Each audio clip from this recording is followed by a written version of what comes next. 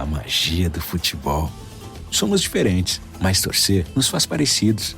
Não importa se você assiste com a camisa da sorte, no bar com amigos ou em casa na poltrona. Preparou, vai bater, ganhou!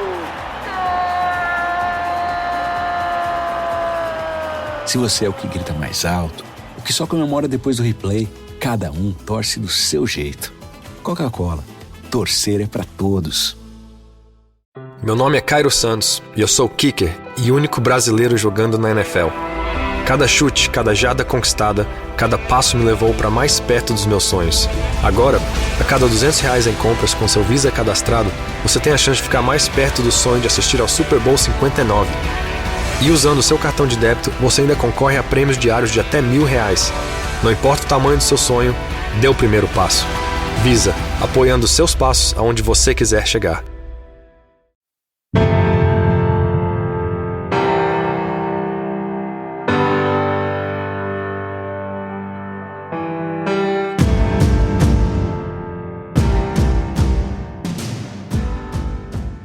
In this episode from the archives of The Leadership Journey on the Coaching Coordinator podcast, we discuss the role of staff alignment as the playoff season approaches and continues, depending on where you are in the country. I'm joined by co-host Brian Kight, and we emphasize the importance of reflective practices for assessing team performance and strategizing for the future. We dive into the often overlooked aspect of coaching staff alignment, sharing personal experiences, highlighting the risks of misalignment on team culture. We also talk about practical strategies for enhancing cohesion and stressing the need for open communication and addressing challenges proactively. Não é tempo técnico, mas é intervalo aqui no podcast. Já imaginou se seu time tivesse um seguro para não perder nunca? Pois é, isso não existe. Mas com a Zurich Seguros, quem não perde nunca é você. Na Zurich Seguros, os planos se adequam às suas necessidades em qualquer momento da sua vida. Seja seguro de auto, residência, vida e muito mais. Diferente de alguns times, na Zurich Seguros você pode confiar. Para saber mais, acesse zurich.com.br ou consulte seu corretor. Welcome to another episode of The Leadership Journey on Coach and Coordinator podcast. I'm joined by our co-host for this series, Brian Kight, BK. Around the country, we are getting into the playoffs. We're finishing up the regular season, and it's just an exciting time of the year to be involved in the game. It is. I think this time of year, Keith, this is always the time of the year, end of October, beginning of November, where I find it's every year it's a pivotal time. It's a transition time and it's a reflective time because now there's a body of work that we can all look at in ourselves and in others about what happened and what actually took place, right? The dreams of the off season, right? The hope or the concern or the worry or the promise, all that is done. And there's just the record. There's just the experience of what has happened. And for some, it was disappointing. For others, it was just okay. And for some, for a few, it's fantastic. And there's a lot of ball left to be played. But this is an interesting time of year because there's not the expectations or the thoughts of what would happen. There's only what did happen, which we can look back and there's lessons learned, right? And then there's also the thought going forward. And for some people, the thought has transitioned to what we learned this year and what we want to bring into the off season. And some are starting to think about what they're going to do this off season to prepare better for next season based on what they've learned. And some people, for some teams, it's what have we learned about ourselves so far so that we can double down, triple down, and continue to accelerate and compete for championships at the end of the season. So I find that wherever you are as a team, disappointed with where you are or in position to go compete more for a championship, this is a very reflective time to start thinking about what have we learned so far? What did we see this year? What did this year of coaching show me and teach me about how to either prepare better for next year or about how to continue to prepare to compete for championships this year?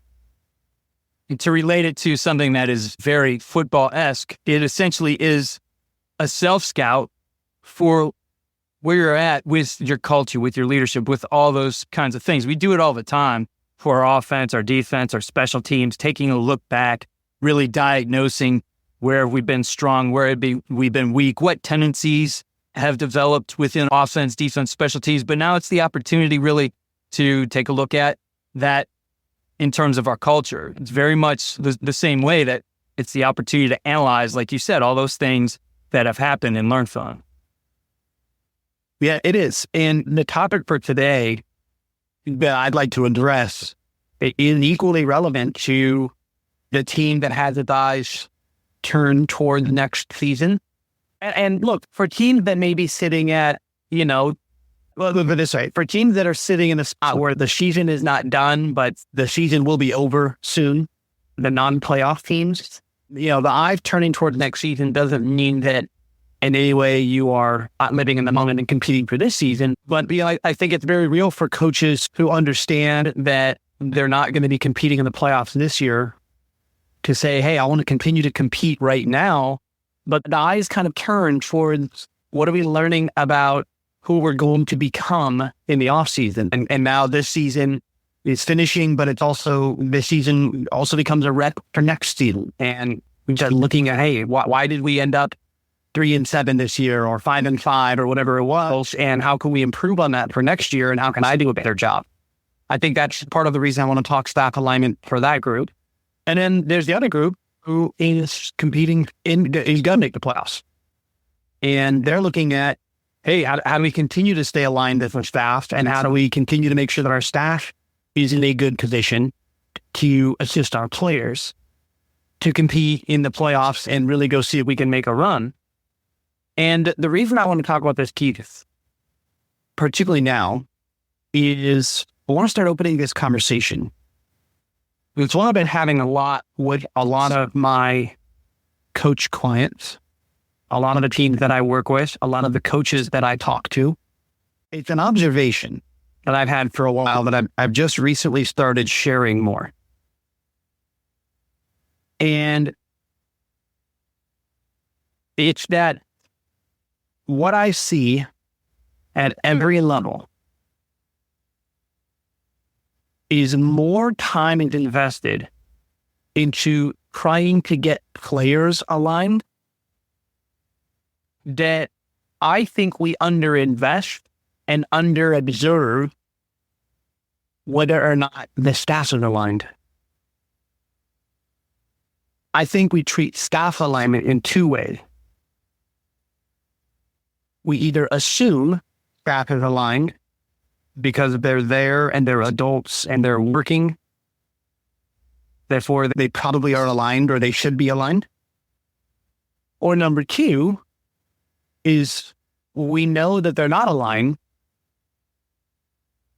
but we don't do the work or enough work to create the alignment, even though we see that misalignment exists within the staff.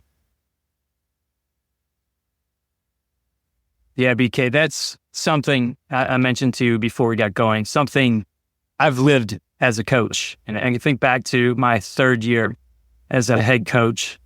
I had spent, and I related this story to you, I spent so much time really developing the culture of that particular team in the off season, the leadership of that particular team, because it was really needed. I told you going in, this was a team that had not had winning season ever as football players. From the time they started playing football all the way up through even when they were JVs, their junior year they did, but this was their opportunity to lead. And when it was their program, they didn't have that. And there were some off the field issues, nothing egregious, but it was typical things that can get in the way of the program. And I spent so much time focused on and working with that group. And I felt like we had a really good staff. I did bring in a couple pieces and make some changes, but I did exactly what you said. I assumed that those guys would be okay.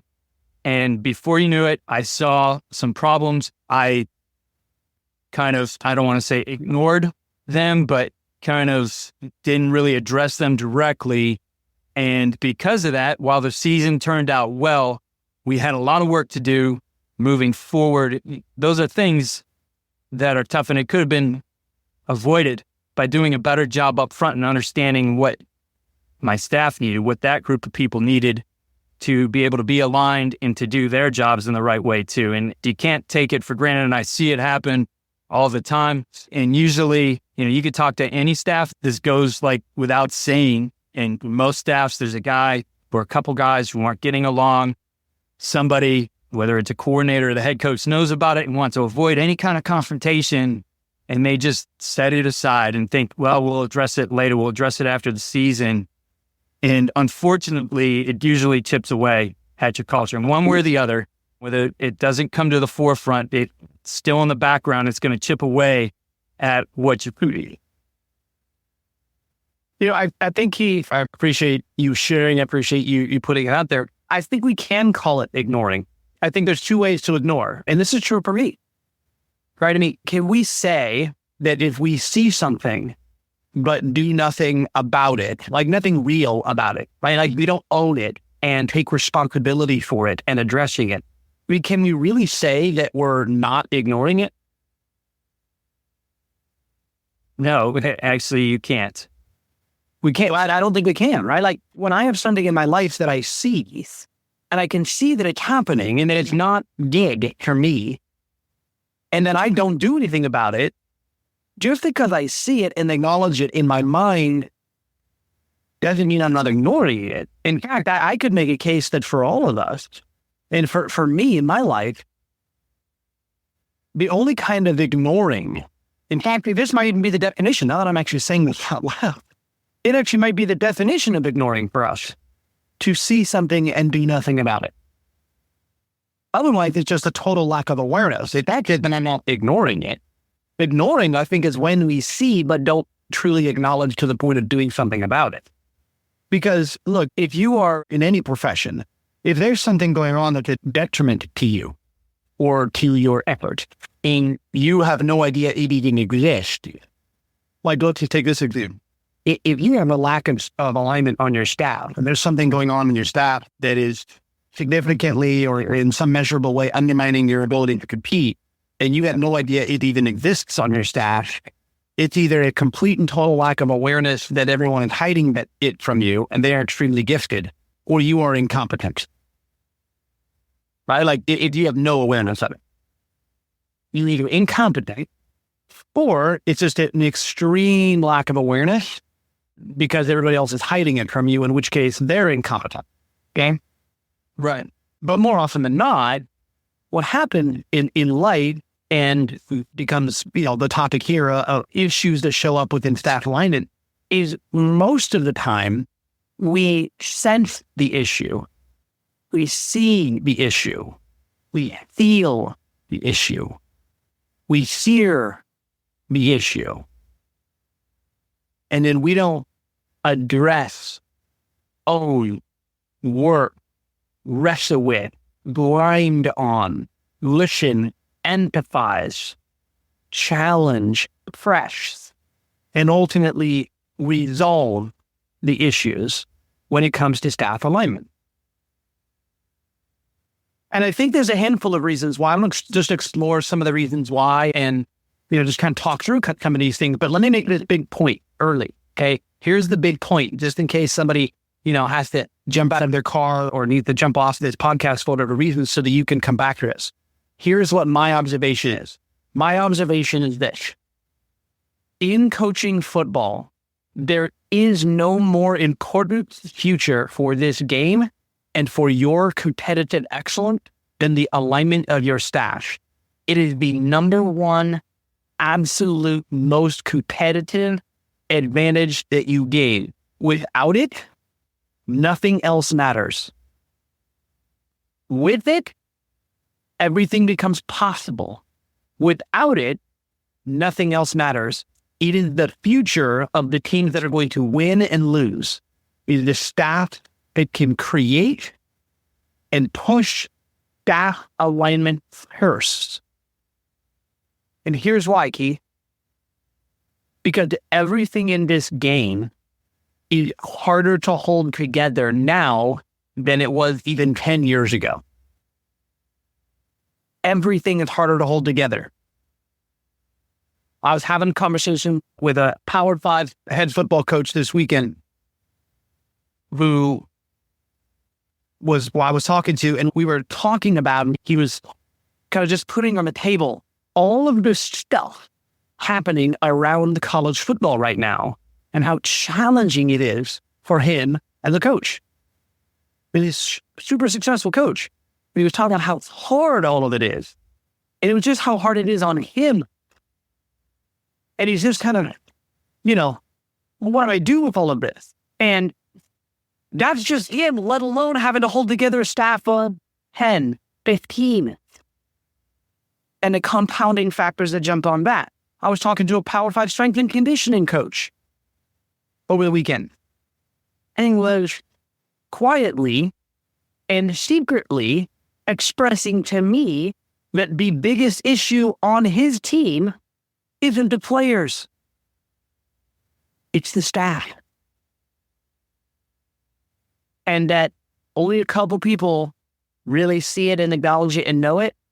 And that it's a lack of professionalism in his point of aligning and accelerating and enhancing what the head ball coach wants to do and making it successful. And that until that gets addressed, all of the team, all of the effort, all of the recruiting, all of the culture effort with the players, it's like empty calories. It's sugar water until the staff alignment gets fixed. And so something I believe deeply, and just this weekend alone, 2 conversations with 2 different staff members, a head coach and a head strength and conditioning coach, Power 5 teams, again, at the college level. I mean, shoot, I think stuff is even bigger at the high school level.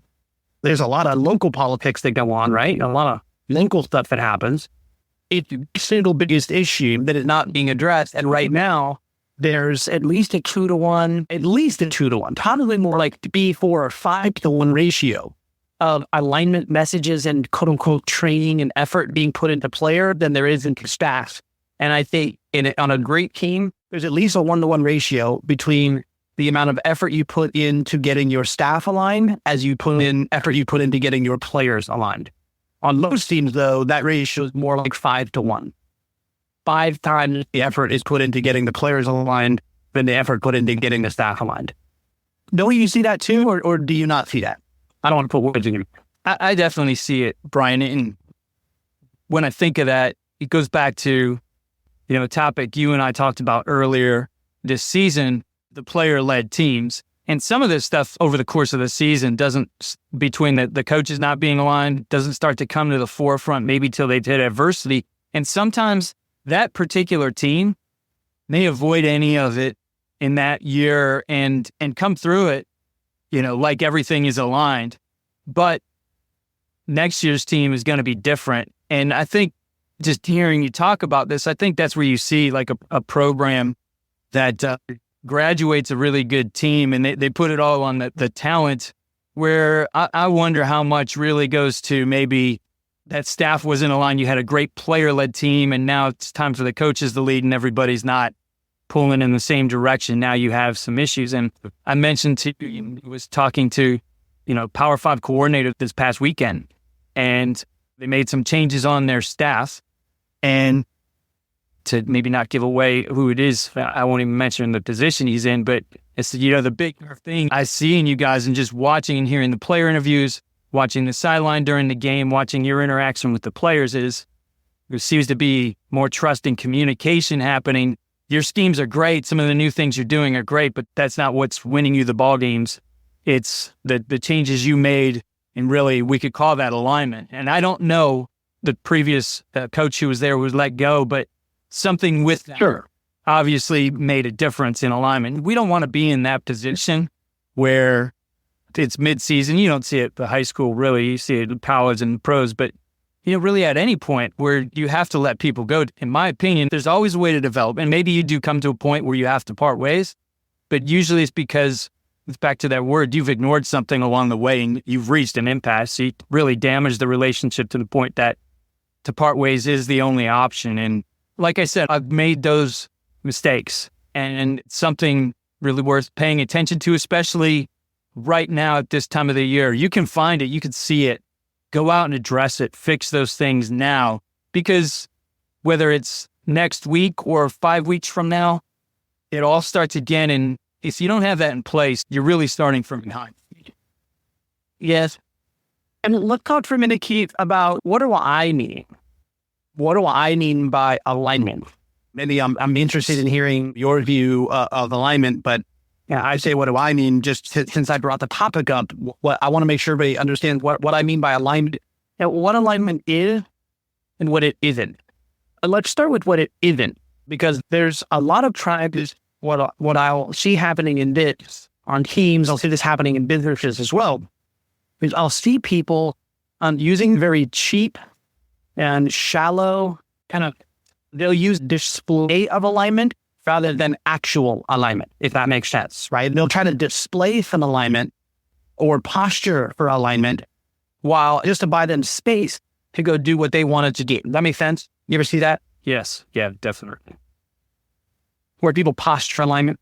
Well, here's what isn't alignment. What isn't alignment is staying out of the way while the head coach does what the head coach wants to do, and then staying compliant in the meeting or in whatever it is, and then going back and kind of back into your room or back into wherever it is, or outside of the moment where the head coach is right there. A lot of times you'll see an example of this would be the head coach will deliver a message to the team, right? Some kind of culture message or whatever.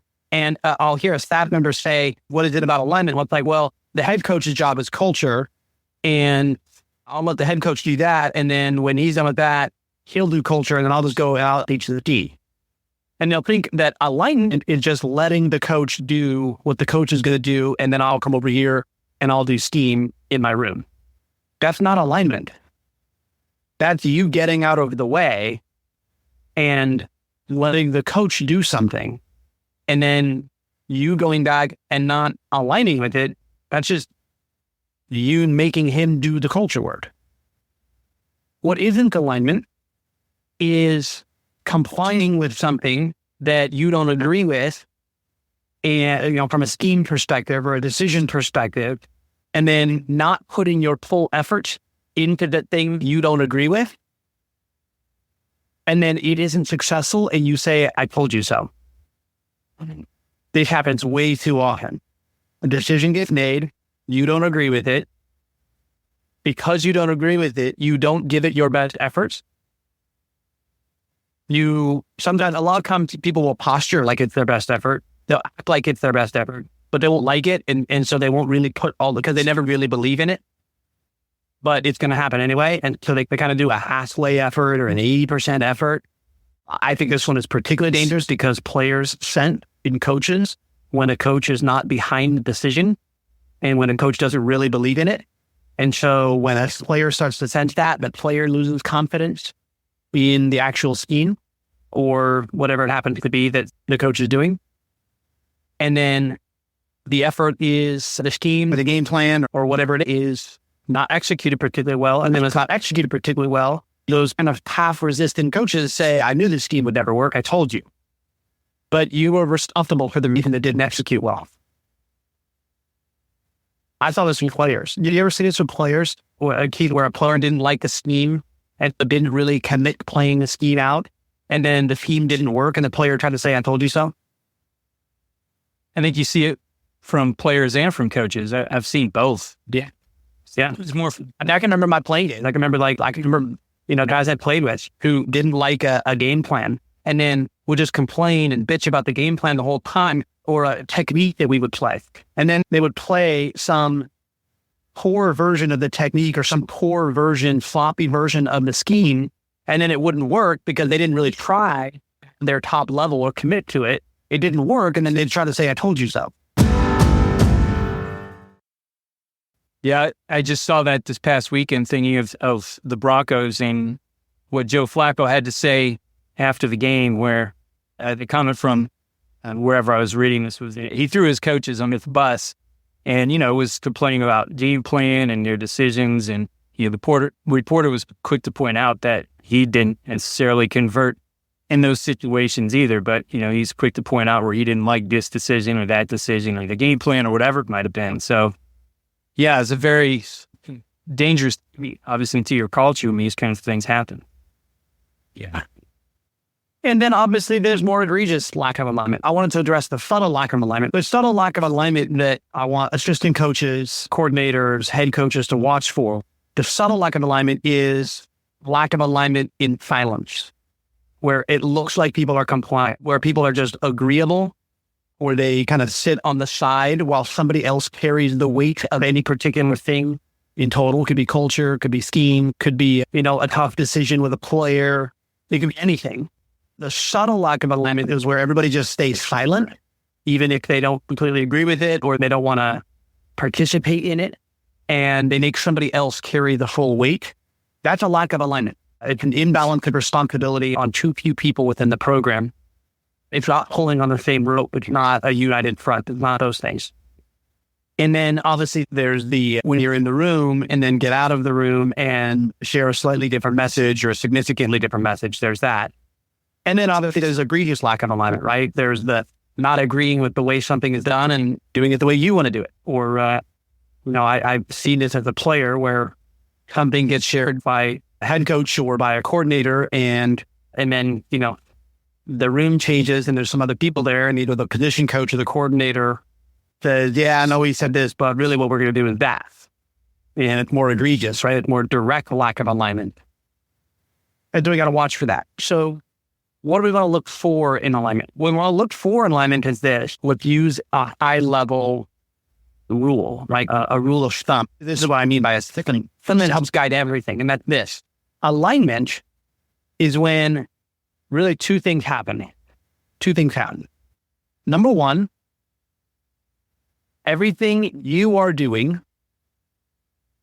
is enhancing and accelerating the priorities that the leadership of the team has decided. When I say the leadership of the team, meaning the head coach and the people in charge of setting the priorities and the standards. So the first thing, alignment, is everything that you do, and I'm going to say the you, meaning everything that each person on the staff does, it is accelerating the priorities and the standard of the team.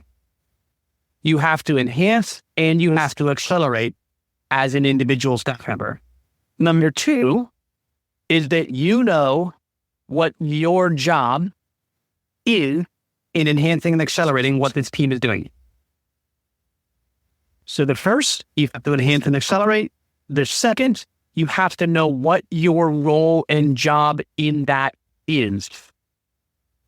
And I've said this before. I remember the last time we talked about this. A very specific example.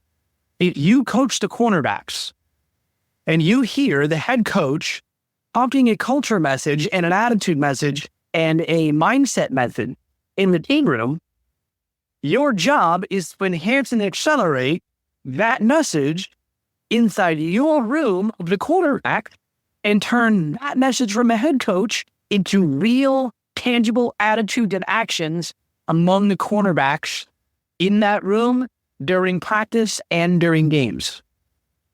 It's not the head coach's job to carry the culture. It's your job as the cornerbacks coach to create the culture the head coach wants inside the cornerbacks room and while the cornerbacks play on the field, so that every single time somebody watches the corners play, they think and say to themselves, those corners are playing with the culture that the head coach is driving. The corners embody the culture of this team.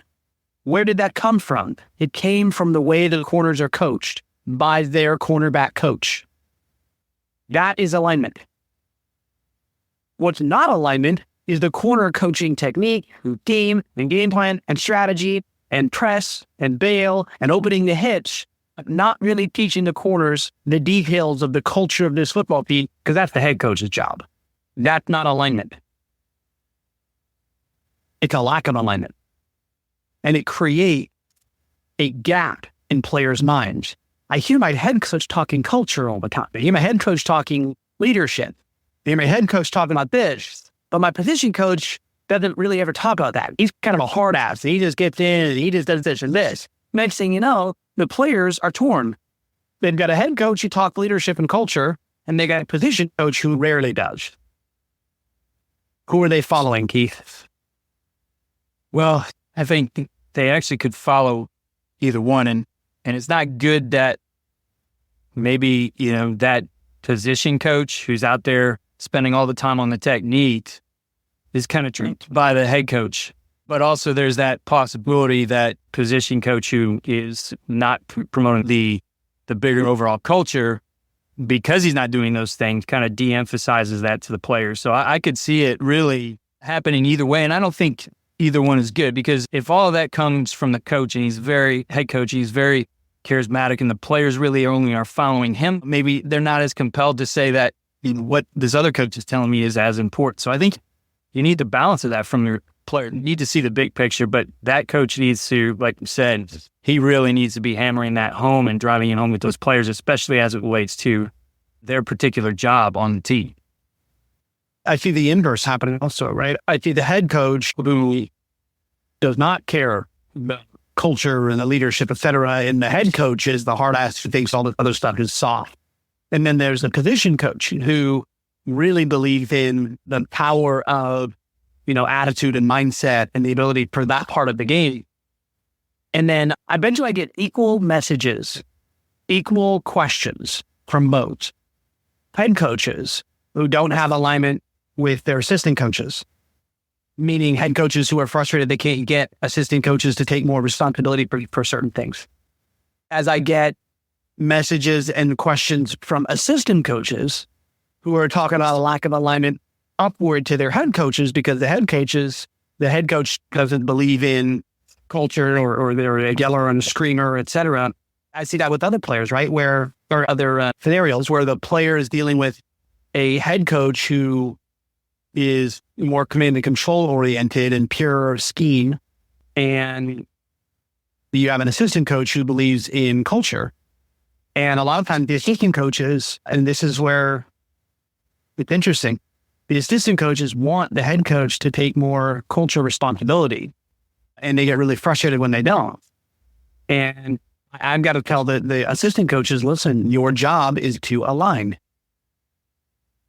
It's frustrating, but look, your job is to align, meaning what? Let's go back. If you're the cornerbacks coach, let's switch it, right? If you're the O-line coach and you really believe in culture, or you really believe in, patience and empathy, whatever it is, and head coach doesn't, you don't get to trump the head coach. That's how it works. You don't get to trump the head coach. Here's what you have to do. What you have to do is enhance and accelerate the priorities that the head coach wants to drive. And then you have to know what your role is to make that happen. That's what alignment is. The first thing you have to do is align. Because if you're not aligned, you have no hope of making the impact that you want to have. Which means fulfill the obligation. What the head coach wants. Wants tough, hard, solid execution with discipline. Great. If you think culture is a great way to do it, then do it. But you have to get that done if that's what the head coach wants. That's what you got to get done. The head coach isn't going to coach the way you want him to coach. He's going to coach the way that he coaches. If you find that the way he coaches is something you cannot abide with, get out. Or point it out to him and say, hey, I think this is the problem. It's holding us back. And don't let your ego or your fear of expressing that get in your way. Lay it out. Present some alternatives. Engage in some conversation. Suggest some other option. But the head coach has to decide. And then your job is enhance and accelerate what that head coach wants and know your role in making it happen. That's what alignment is. So BK, as I'm hearing you talk about this, and we related this to the self-scouting, this is not something that is only for the head coach to do right now. And because, as you said, your head coach might not place a lot of value on this. He might be a little bit different in how he does things, but it is definitely, whether you are a position coach or the coordinator, maybe you are the head coach looking, this is the time to look at those things and evaluate. Look at where you are in the scheme of things. Like you said, probably, I think the better thing is if you feel that there is not that alignment, or there's things that you really feel deeply about that could affect your future there, not bad to have that conversation with the coach. Otherwise, we're in that ignore state. And probably the only alternative then is to leave. And maybe that's not the best thing. Maybe there's some things that can be worked out, maybe not. But at least you give it the opportunity to see and hear what is the viewpoint of that other coach, whether it's, it could be the head coach talking about a certain assistant right now and maybe what he sees in that assistant, or an assistant coach, position coach looking at maybe the coordinator, the head coach, in terms of what they're doing to, again, have that alignment within the staff in order to be able to move forward from this point, whether it's, like you said, the postseason that's coming up or the next offseason, which is right on the horizon. Yeah, I mean, look, you have to have the conversation to maintain even the base level of integrity. You have to. If you're going to have that go on and you're not going to have the conversation, I just don't ever want to hear you or see you expressing any kind of principles to a player about what players have to do if you're not going to have that conversation between two coaches. I don't want to hear it. This goes back to one of the first things we talked about this season on the leadership journey of, leaders are on the hook for living the principles that they teach. Right? This is just one of the core things I see coaches talking to players about all the time. Right? Being a competitor and aligning and discipline. You're doing the right thing, the right way, at the right time, the way you were taught to do it. I'm taught, like, this is what we tell kids, quote unquote, all the time. And then oftentimes I get in the conversation with coaches, and you could fill a stadium with the conversations that aren't had between coaches and among coaching staffs. I mean, just in my direct work experience with Division I football coaches, national championships lost because of staff alignment. Jobs lost because of conversations that weren't had. Jobs changed. Relationships broken. Seasons crumble because of lack of alignment from conversations that were had about people, not with people. From alignment that people postured but didn't really have. From effort put into getting all the players to do everything they wanted the players to do, and underinvesting in the staff to get the staff to do what it needed to do. I cannot say this strongly enough, or loudly enough, or wide enough. If you want to accelerate your career, your team's performance, and your season, invest in your staff alignment.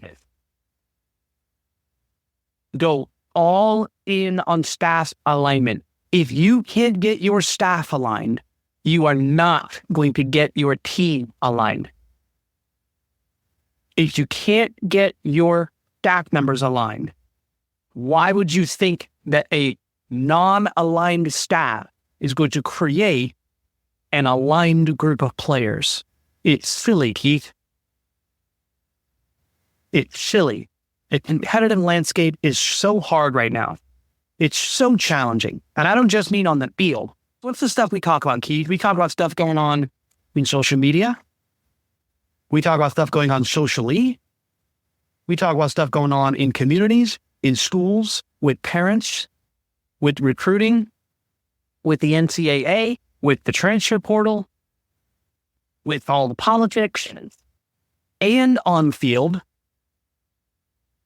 And you're going to go out and try to compete and tell players to align without having a group of 8 to 15 people in your leadership group aligned. It just violates the basic principles of organizations. And I see way too many staffs trying to do this right now. Way too many staffs. And it breaks my heart because the players are counting on you, Right. From an emotional perspective, it really hurts me. It breaks my heart because the players are counting on this. And they're looking to you as people who are, and I don't think this is fair, but this is how you're viewed. You're people who are supposed to have this figured out.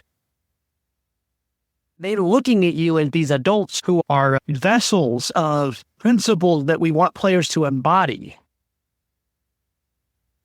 So be that. Be that. I get really disheartened and frustrated. This is where you hear me. That's why I don't let coaches off the hook. I get really frustrated and disheartened when I see coaches hammering players on social media and preaching at players on social media and tweeting and putting these crafted, quotes up at players on social media about all these different things that I consistently see coaches not doing themselves on their own staffs. And it drives me crazy. For those of you if this is your first time listening to me, you can go back and listen to other episodes. For those of you who already know, it's the thing I want to be known for. I really do. I want to be known as the guy who doesn't let coaches off the hook. You don't get the excuse. No, you don't get to be trusted just because you're coach. I'm on the hook just like you are. If anything, you have a bigger responsibility with a higher standard on you than everybody else does, coach. Much higher. So as an assistant coach, as a coordinator, as a head coach, you want everything else to be smoother. When you start working on right now in season and start getting your mind right for the off season, staff alignment. If you're currently an assistant coach, you're putting your playbook together for how you want to run a team, put staff alignment at the top of the list. Then if you doubt me or you don't think my voice is credible on this, go look at teams that are winning over and over and over and over again and look at what the leading factor for them is. Talent will be going up and down in teams like that, comes and goes. Look at what the number one factor is. Even the people on the staff, a lot of times varies. Not always consistent staff members, because that's not controllable, right? Right. It's staff alignment. And let me make one last point, Keith, because there's something you mentioned I wanted to come back to. I almost forgot. I'll wrap up. I'm done here for the day. But you made a point of, there's always work that can be done. We can always work on this. There's always something that we can do to, take responsibility and start creating that alignment. And I agree. There is a point where, some staffs and people just don't align. And it's always for two reasons, okay? It's always for two reasons. It's always one, because people didn't want to do the work. Or two, that person never should have been on the staff in the first place. They never had an interest in aligning. And you just found that out now, or, you knew it all along, but you made the hire anyway. It was either a lack of willingness to work or a bad hire. It's one of the two. It's okay to have a bad hire. It's okay. There's no way you do this game long enough where you don't make a bad hire at some point. Move on. Make a decision to move on and acknowledge that, hey, that one's on me. That one's on me. There's a couple staffs right now that I can just right off the top of my head, they're not going to get alignment from the people that are on their staff. They were bad hires. Not judgmental, people who are not going to align. And so to put them onto a staff and then expect or ask them to align, it was a poor leadership or management and coaching decision. And it happens with some players sometimes. The nature of the game. BK, great topic. I think very important, not just right now, but at any time of the year. As I've mentioned, I made those mistakes before as a coach, and certainly something that you need to keep in the forefront. BK does all kinds of great stuff. I know he's putting together some things as we head into the off season.